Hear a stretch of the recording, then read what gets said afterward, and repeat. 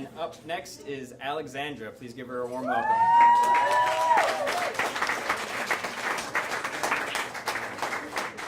I am really scared to be up here right now, so please be kind.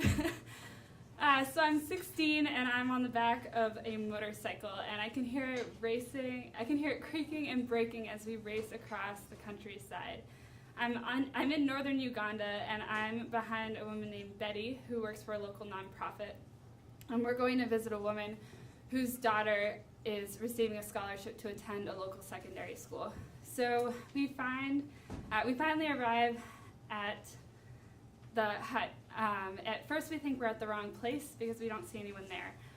But we get off the motorbike and we begin to look around, and all of a sudden this woman comes out of the tall grass, and she's yelling, "Afoyo," which means welcome in Acholi.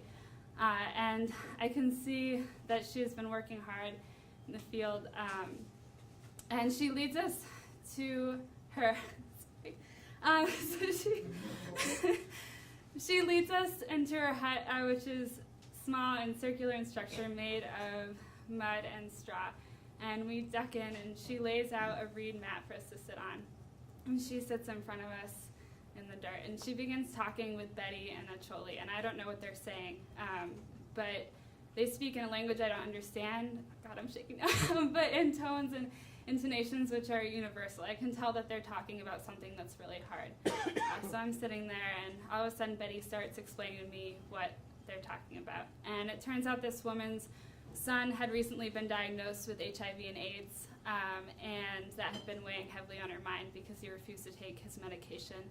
And then on top of that, the World Food Program had stopped giving food out to people in the region, and she was forced to provide for herself in a way that she hadn't had to in years. And then to top it off, there was a drought that year, so it was really hard to grow food, and she would go days without eating. And so I'm sitting there trying to think about everything I just learned, and this woman says to Betty, asked Betty to ask me why I came here, why was I in northern Uganda? And I'm in 16 and I don't understand the inequities and injustices that exist in my own country. And so I say, I come from a land of great privilege, and it's important for me to give back to people who don't have as much. And she says, you people are so kind, we appreciate your generosity. And she points at my arm and back at hers, and she says, you are white and I am black. We come from different parts of the world and we speak different languages, but we are the same. And all of a sudden she throws her arms up in the air, and she runs out of her hut, and she runs to the field. And Betty and I are trying to figure out what's going on, so we go out and follow her. And she comes out of the field carrying 3 ears of corn that she has broken off of the stalks in her field. And she hands them to me. And I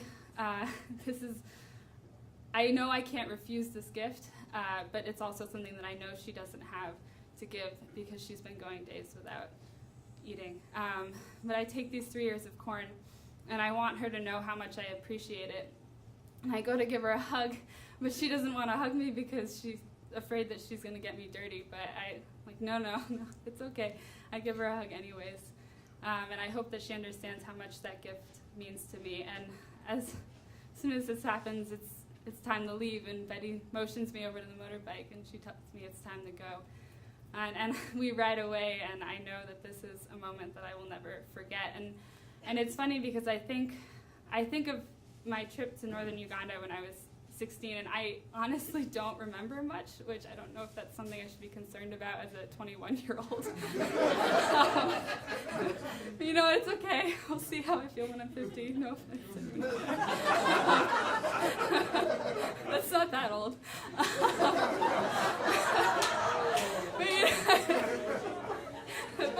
But it's crazy how my memories can feel so broken of that time, but yet this moment remains crystal clear in my memory, and I will never forget the gifts that she gave to me and the connection that I felt with this woman that I'll never meet again. So.